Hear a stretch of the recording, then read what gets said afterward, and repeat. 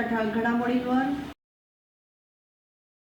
जय महाराष्ट्र शासकीय निमशासकीय अधिकारी व कर्मचारी संघटनेची खेडमध्ये निदर्शनं, पंचायत समिती समोर आंदोलन, जुन्या पेन्शनसह अनेक मागण्यांसाठी बेमुदत काम बंद। खेडचा पाणी टंचाई आराखडा जाहीर, तालुक्यातील 33 गावं आणि 50 वाड्यांचा समावेश। भारतीय जनता पार्टी खेड आणि राजवैभव प्रतिष्ठान खेड आयोजित श्री स्वामी समर्थ पालखी पादुका परिक्रमेचे भक्तिभावाने स्वागत। खेडमध्ये कर्तव्यावर रुजू होण्यासाठी आलेल्या शिक्षकाचा अंत। आणि रोटरी इंग्लिश मीडियम स्कूल खेडमध्ये हिंद दी चादर श्री गुरु तेग बहादुरजी यांच्या 350व्या शहीदी समागमानिमित्त सामूहिक गीत गायन उत्साहात संपन्न। आता पाहूया सविस्तर वृत्त। रत्नागिरी जिल्ह्यातील खेड पंचायत समिती कार्यालयासमोर आज अधिकारी आणि कर्मचाऱ्यांनी बेमुदत काम बंद आंदोलन करत जोरदार निदर्शनं केली। जय महाराष्ट्र शासकीय निमशासकीय अधिकारी व कर्मचारी संघटना शाखा खेड जिल्हा रत्नागिरी यांच्या वतीने हे आंदोलन पुकारण्यात आलं आहे। 21 फेब्रुवारी 2026 पासून सुरू असलेल्या या आंदोलनात 30 पेक्षा अधिक अधिकारी आणि कर्मचारी सहभागी झाले आहेत। प्रलंबित मागण्यांकडे शासनाचं लक्ष वेधण्यासाठी काम बंदचा मार्ग स्वीकारल्याचं आंदोलनकर्त्यांनी सांगितलं। लिपिक संवर्गातील वेतन त्रुटी दूर करणे, पदोन्नतीचे प्रश्न मार्गी लावणे, सर्वांना जुनी पेन्शन योजना लागू करणे तसेच जिल्हा परिषदेतील समायोजनाबाबत निर्णय घ्यावा अशा प्रमुख मागण्या करण्यात आल्या आहेत। दरम्यान या आंदोलनामुळे पंचायत समितीच्या दैनंदिन कामकाजावर परिणाम होण्याची शक्यता असून नागरिकांची काही कामं रखडण्याची चिन्ह आहेत। शासनाने तातडीने सकारात्मक निर्णय घ्यावा, अन्यथा आंदोलन तीव्र करण्याचा इशारा संघटनेनं दिलाय। खेडचा पाणी टंचाई आराखडा जाहीर झाला असून 33 गावं आणि 50 वाड्यांचा समावेश करण्यात आला आहे। येथील ग्रामीण पाणी पुरवठा विभागानं संभाव्य टंचाई आराखडा तयार करून मंजुरीसाठी वरिष्ठ पातळीवर पाठवला आहे। गेल्या वर्षी 19 गावातील 37 वाड्यांना टँकरने पाणी पुरवठा करण्यात आला होता। टंचाई कालावधीत गाववाड्यांमध्ये 83 फेऱ्या धावल्या होत्या। तालुक्यातील टंचाईग्रस्त गाववाड्यांमध्ये राबवण्यात आल्या जलजीवन योजनांमुळे टंचाईग्रस्त गाववाड्यांच्या संख्येत घट झाल्याचं दिसून आलं। यावर्षी तालुक्यातील संभाव्य पाणी टंचाई आराखड्यात घेरारसागड येथील बुधराईवाडी, भराडे धनगरवाडी, निमणी धनगरवाडी, पेठ तांबड बौद्धवाडी, तांबड बौद्धवाडी, खवटी खालचीवरची धनगरवाडी, सवेणी धनगरवाडी, कुळवंडी शिंदेवाडी, कळंबणी दंडवाडी, वावेतर्फे नातू ढेबेवाडी, तिसंगी खांडेकरवाडी, धनगरवाडी, मांडवे वाडी बेलदार, हुमरी वाडीपीड, तळे कालांडेवाडी, बौद्धवाडी, धनगरवाडी, मोहाने देऊळवाडी, जामगे बौद्धवाडी, मोहल्ला, जैतापूरकरवाडी, कुंभाड, मांडग्याची वाडी, गावठाण, कुळवंडी दांडेकरवाडी, शिंगरी पुरे बुद्रुक, घेरापालगड, किंजळेतर्फे नातू, केळणे मांगलेवाडी, भोसलेवाडी, गुंडे काळकाईवाडी, चिरणी धनगरवाडी, माळवाडी, गवळवाडी, बोलेवाडी, शेळडी धनगरवाडी, जानकरवाडी, तळघर, अणसपुरे, मालपवाडी, कासई बोरवाडी, ताठरेवाडी, कावळे धनगरवाडी, तिसंगी धनगरवाडी, बिसगर कोंडवाडी, कोकाटेवाडी, बौद्धवाडी, नांदिवली दंडवाडी, हुमरी शिंदेवाडी, तळे जांभूळवाडी या गाववाड्यांचा समावेश आहे। असगणी समर्थनगर, पोसरे तांबडवाडी, सातविंगाव ही गावे आहेत। टंचाईग्रस्त गाववाड्यातून अर्ज प्राप्त झाल्यानंतर संबंधित गाववाड्यांचे सर्वेक्षण करण्यात येणार आहे। त्यानुसार टँकरने पाणी पुरवठा करण्याची तयारी पंचायत समितीच्या पाणी पुरवठा विभागाने ठेवली आहे। श्री स्वामी समर्थ अन्नछत्र मंडळ ट्रस्ट अक्कलकोट आयोजित श्री स्वामी समर्थ पालखी पादुका परिक्रमेचं छत्रपती शिवाजी महाराज चौक खेड येथे आगमन झालं। यावेळी उपस्थित राहून श्री स्वामी समर्थ पालखी पादुका परिक्रमेचं विधिवत पूजन करून भाजपा नेते तथा खेड नगर परिषदेचे माजी नगराध्यक्ष ॲडव्होकेट वैभवजी खेडेकर, विद्यमान नगरसेविका सौ वैभवी खेडेकर यांनी मनोभावे दर्शन घेतलं। खेड नगरीचे प्रथम नागरिक माजी नगराध्यक्ष वैभवजी खेडेकर यांच्या संकल्पनेतून गेले 19 वर्ष श्री स्वामी समर्थ पालखी सोहळा संपन्न होत आहे। या वर्षीही त्याच उत्साहात ढोल ताशांच्या गजरात संपूर्ण खेड शहरात मिरवणूक काढून अक्कलकोट निवासी श्री स्वामी समर्थ पालखी व पादुका परिक्रमा सोहळा विठू नावाच्या गजरात श्री स्वामी समर्थ महाराजांच्या जयघोषात आणि असंख्य वारकऱ्यांच्या उपस्थितीत अत्यंत भक्तिभावाने पार पडला। कर्तव्य बजावण्यासाठी वैद्यकीय रजेवरून पुन्हा सेवेत रुजू होण्यास आलेल्या एका शिक्षकाचा अचानक मृत्यू झाल्याची घटना सोमवार दिनांक 23 रोजी घडली। धर्मराज नामदेव वाडकर असं निधन झालेल्या शिक्षकाचं नाव आहे। ही घटना कळंबणी येथील उपजिल्हा रुग्णालयात घडली। मिळालेल्या माहितीनुसार धर्मराज वाडकर हे जिल्हा परिषदेच्या लोटेमाळ या प्राथमिक शाळेत शिक्षक म्हणून कार्यरत होते। सोमवारी ते पंचायत समिती शिक्षण विभागात वैद्यकीय रजेवरून परतल्यानंतर पुन्हा हजर होण्याकरिता आवश्यक असलेला अहवाल देण्यासाठी आले होते। त्यांनी आपला अर्ज संबंधित अधिकाऱ्यांकडे जमा केला, मात्र कार्यालयात बसले असताना अचानक त्यांना अस्वस्थ वाटू लागलं। सहकाऱ्यांनी तातडीने त्यांना स्थानिक डॉक्टरांकडे नेलं। पुढील उपचारासाठी खासगी रुग्णालयात दाखल करण्याचा सल्ला देण्यात आला। खासगी रुग्णालयातील वैद्यकीय अधिकाऱ्यांनी तपासणी करून त्यांना त्वरित उपजिल्हा रुग्णालयात दाखल करण्यासाठी सांगितलं, मात्र तेथील वैद्यकीय अधिकाऱ्यांनी त्यांना मृत घोषित केलं। कर्तव्य दक्ष, शांत आणि विद्यार्थीप्रिय असलेल्या वाडकर यांच्या अकाली निधनामुळे शैक्षणिक वर्तुळात हळहळ व्यक्त होते। त्यांच्या पश्चात पत्नी आणि नोकरीनिमित्त पुणे येथे वास्तव्यास असलेला मुलगा असा परिवार आहे। घरातील कर्त्या व्यक्तीच्या जाण्याने कुटुंबावर दुःखाचा डोंगर कोसळलाय।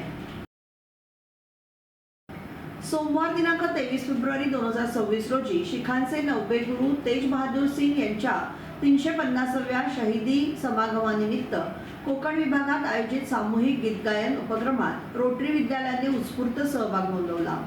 सकाळी 9 वाजता शाळेच्या सभागृहात सर्व विद्यार्थी, शिक्षक आणि शिक्षकेतर कर्मचारी यांच्या उपस्थितीत कार्यक्रम पार पडला। कार्यक्रमाची सुरुवात गुरुजींच्या प्रतिमेला पुष्पांजली अर्पण करून करण्यात आली। त्यानंतर विद्यार्थ्यांनी हिंददी चादर या प्रेरणादायी गीताचं सामूहिक गायन केलं। संपूर्ण परिसर देशभक्ती आणि एकात्मतेच्या भावनेने दुमदुमून गेला।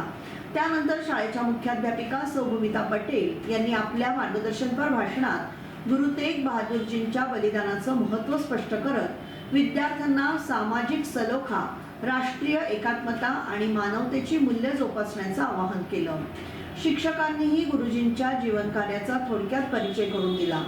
सामूहिक गायनानंतर गुरुजींच्या जीवनावर आधारित घेण्यात आलेल्या ऐच्छिक स्पर्धा परीक्षेमध्ये विद्यार्थ्यांनी उत्साहाने सहभाग घेतला।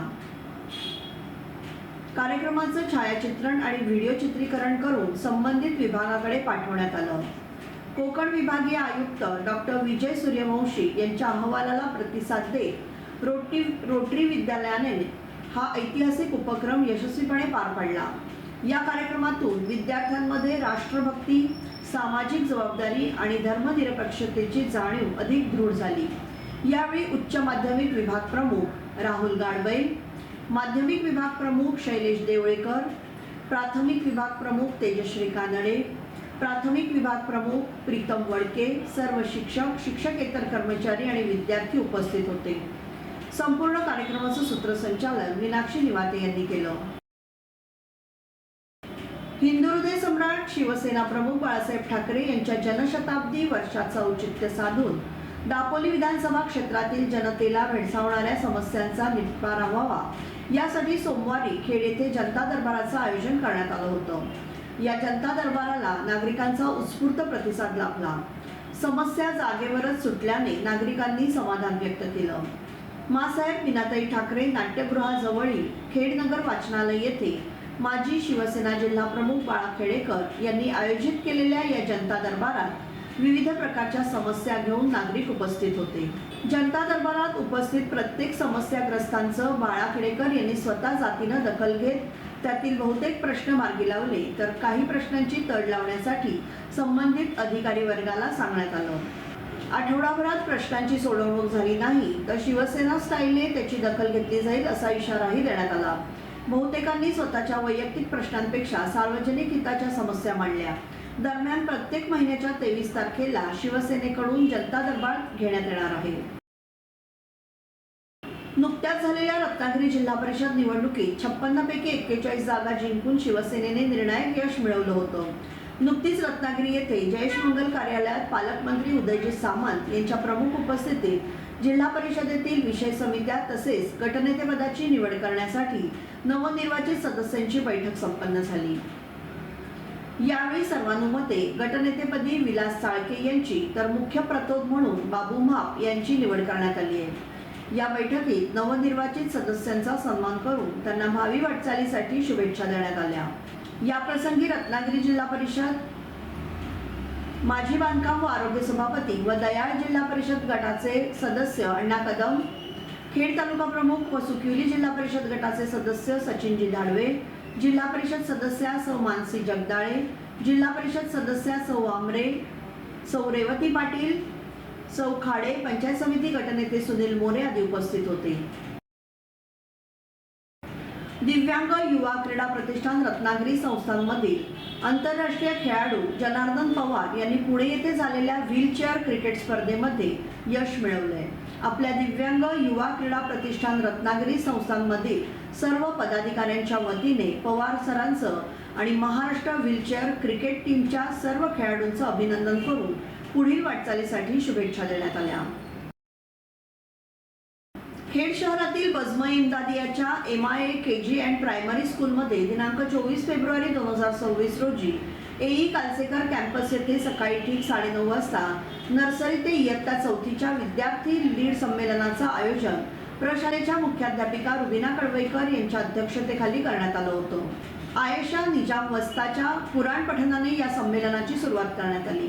त्यानंतर सर्व उपस्थितांनी विद्यार्थिनींनी मांडलेल्या अनेक प्रतिकृतींची पाहणी करताना उर्दू, मराठी आणि इंग्रजी तिन्ही भाषांतून विद्यार्थ्यांच्या उत्तम स्पष्टीकरणाविषयी त्यांचं कौतुक केलं। छत्रपती शिवाजी महाराज जयंतीनिमित्त दिनांक 19 फेब्रुवारी 2026 रोजी ओम साई मोबाईल शॉपी खेड आणि बजाज फायनान्स यांच्या संयुक्त विद्यमाने छत्रपती शिवाजी महाराज यांच्या चित्राची रंगभरण स्पर्धा आयोजित करण्यात आली होती। सदर स्पर्धेमध्ये खेड तालुक्यातील अनेक शाळांमधील इयत्ता 4थी ते 8वी पर्यंतच्या विद्यार्थ्यांनी सहभाग घेतला होता।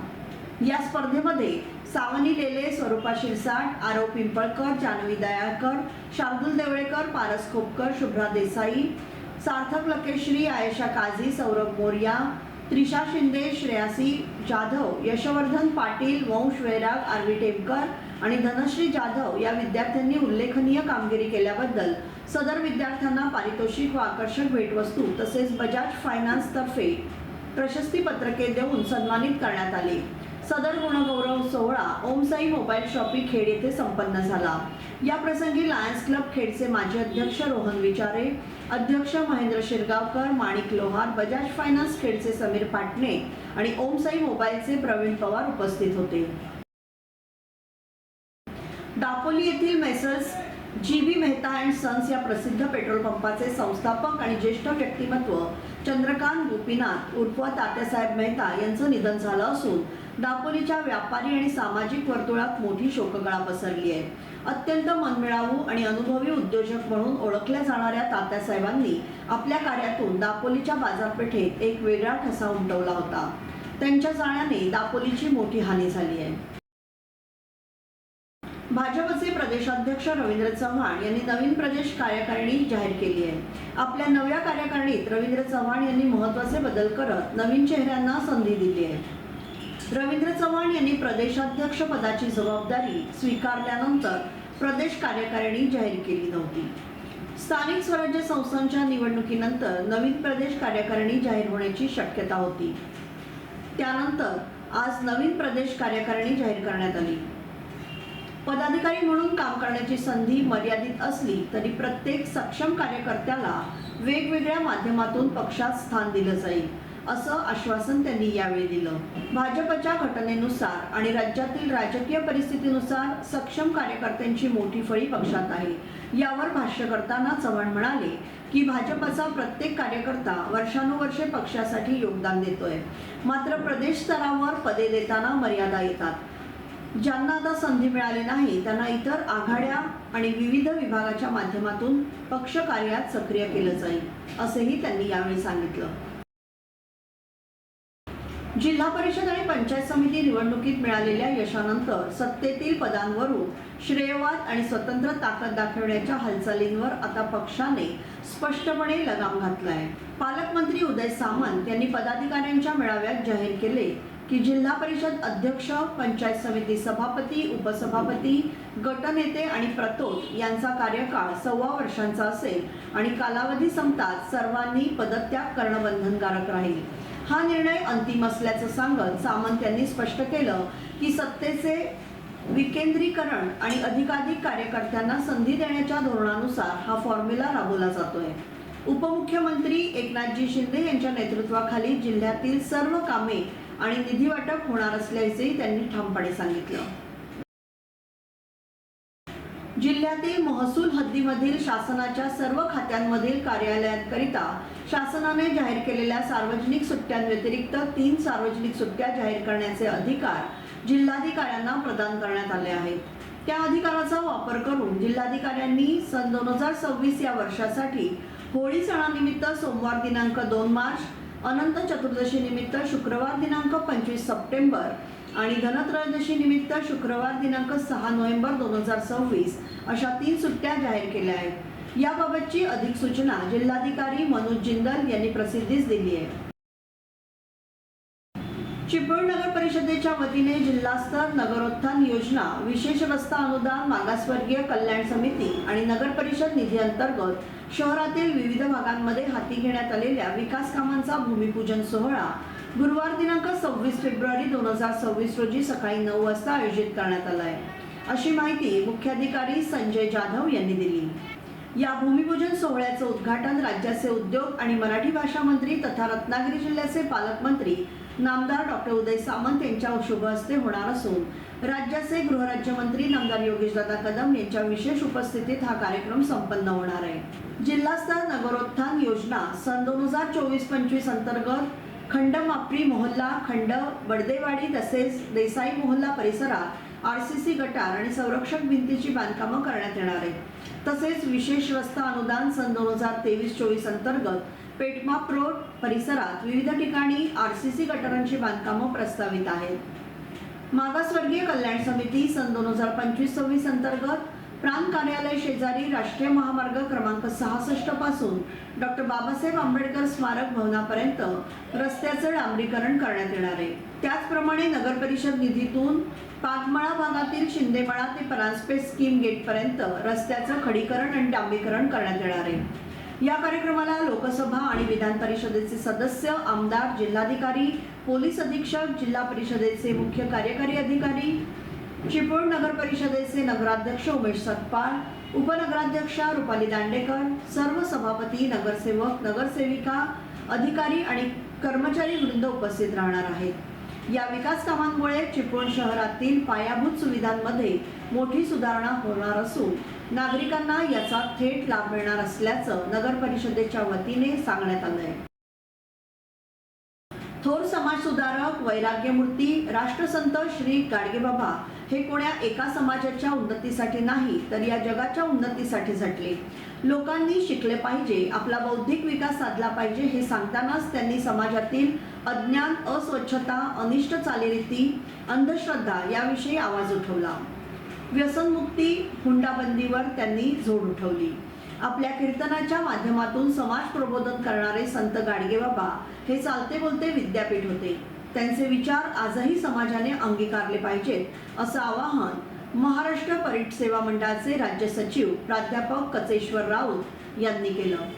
चिपळूण येथील पेटमाप परिटाळी विठ्ठल रुक्मिणी मंदिरात संत गाडगे महाराज यांची 150वी जयंती सोमवारी उत्साहात साजरी करण्यात आली। यावेळी परिट समाजाचा 13वा जिल्हा मेळावा संत गाडगेबाबा परिट समाज संस्थेचे जिल्हाध्यक्ष पत्रकार सुभाष कदम यांच्या अध्यक्षतेखाली झाला। या कार्यक्रमात प्रमुख पाहुणे म्हणून प्राध्यापक कचेश्वर राऊत बोलत होते। यावेळी त्यांनी संत गाडगेबाबा यांच्या विविध आठवणींना उजाळा दिला। राज्याच्या अर्थसंकल्पीय अधिवेशनाच्या पार्श्वभूमीवर उपमुख्यमंत्री एकनाथ शिंदे यांनी महत्त्वाचा निर्णय घेत त्यांच्या अखत्यारीतील काही महत्त्वाच्या खात्यांची जबाबदारी इतर मंत्र्यांकडे सोपवली आहे।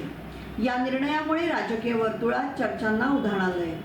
राज्यात सोमवारपासून अर्थसंकल्पीय अधिवेशनाला सुरुवात झाली असून हे अधिवेशन 25 मार्चपर्यंत चालणार आहे.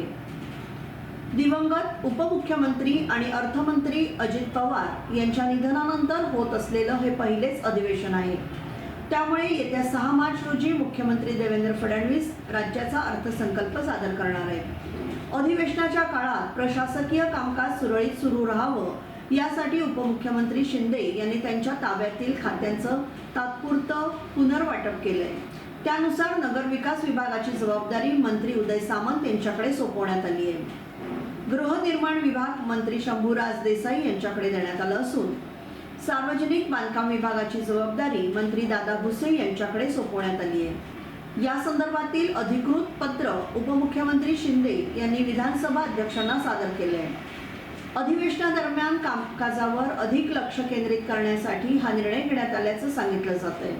मात्र शिंदे यांनी अचानक घेतलेल्या या निर्णयामुळे राजकीय वर्तुळात विविध तर्कवितर्कांना सुरुवात झाली आहे. दरम्यान अधिवेशनाची सुरुवात राज्यपालांच्या अभिभाषणाने झाली असून दिवंगत अजितदादा पवार यांना श्रद्धांजली अर्पण करत शोकप्रस्ताव मांडण्यात आला. तसेच सभागृहात विविध महत्त्वाच्या विषयांवर चर्चा होणार असून महायुती सरकारला घेरण्यासाठी विरोधकांकडूनही रणनीती आखण्यात येत आहे. रत्नागिरी तालुक्यातील बाव नदी परिसरात पोहण्यासाठी उतरलेल्या हातखंबा येथील 35 वर्षीय तरुणाचा पाण्यात बुडून मृत्यू झाल्याची दुर्दैवी घटना सोमवारी दुपारी घडली. सचिन सुरेश सनगरे असे मृत तरुणाचं नाव असून या घटनेमुळे हातखंबा व परिसरात हळहळ व्यक्त होते. सोमवारी दुपारी 3:30च्या सुमारास सचिन सनगरे आणि मिलिंद सनगरे हे गावात जातो असे सांगून घरातून बाहेर पडले होते. मात्र ते थेट बाव नदीच्या काठावर पोहोचले. प्रखर उन्हामुळे थंडावा मिळावा म्हणून नदीत उतरायचं ठरवलं. धरणाच्या खालच्या बाजूला पुलाच्या वरच्या भागात असलेल्या खोल डोहात सचिन पोहण्यासाठी उतरले. मात्र पाण्याची खोली व प्रवाहाचा अंदाज न आल्याने ते अचानक बुडू लागले. ही स्थिती लक्षात येताच मिलिंद संगरे यांनी मदतीसाठी जोरात आरडाओरडा केला. आवाज ऐकून परिसरातील ग्रामस्थ तत्काळ घटनास्थळी दाखल झाले. त्यांच्या मदतीने सचिन यांना पाण्यातून बाहेर काढून तातडीने जिल्हा शासकीय रुग्णालयात दाखल करण्यात आलं.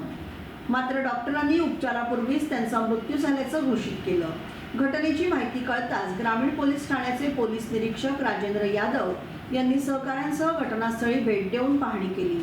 या प्रकरणी पंचनामा करण्यात आला असून आकस्मिक मृत्यू म्हणून नोंद करण्यात आली आहे. परभणी जिल्ह्यातून एक अत्यंत धक्कादायक आणि डोळे उघडणारी बातमी समोर आली आहे. जर तुम्ही रोज सकाळी ऑफिसमध्ये किंवा चहाच्या टपरीवर कागदी कपातून चहा पित असाल तर सावधान, हा चहा तुमच्यासाठी घातक ठरू शकतो. परभणी जिल्हा प्रशासनाने आता कागदी कपांविरुद्ध कडक पाऊल उचलण्याचे संकेत दिले. आपण ज्याला पेपर कप समजतो त्यामध्ये कागदासोबतच प्लास्टिकचं एक अतिशय पातळ आवरण असतं. परभणी जिल्हाधिकारी कार्यालयाने दिलेल्या माहितीनुसार या कपांच्या वापरामुळे कॅन्सर सारखा जीवघेणा आजार होण्याचा मोठा धोका निर्माण झालाय. सय्यद रफिक पेडगावकर यांनी दिलेल्या निवेदनाची दखल घेत उपजिल्हाधिकारी संगीता चव्हाण यांनी महानगरपालिका आणि अन्न व औषध प्रशासनाला यावर तातडीने कार्यवाही करण्याचे आदेश दिले आहेत. कागदी कपांवर बंदी न घातल्यास 2 वर्षाची जेलची हवा आणि 1 लाख रुपये दंड ठोठावण्यात येणार आहे. परभणी जिल्ह्यात कागदी कपांचा वापर मोठ्या प्रमाणात होत असल्याने प्रशासनाने हे कडक पाऊल उचलले आहे. नागरिकांनी आपल्या आरोग्यासाठी कागदी कपांऐवजी काचेचे ग्लास किंवा स्टीलच्या कपांचा वापर करावा असं आवाहनही करण्यात येतंय. याबरोबरच हे बातमीपत्र संपलं. धन्यवाद.